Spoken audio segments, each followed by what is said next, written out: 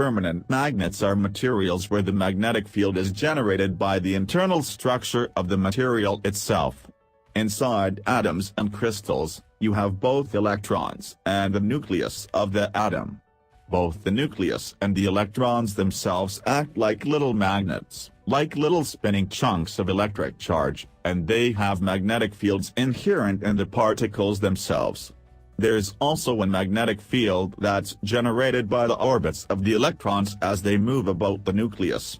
So the magnetic fields of permanent magnets are the sums of the nuclear spins, the electron spins and the orbits of the electrons themselves.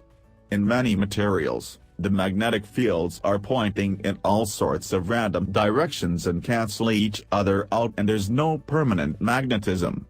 But in certain materials, called ferromagnets, all the spins and the orbits of the electrons will line up, causing the materials to become magnetic.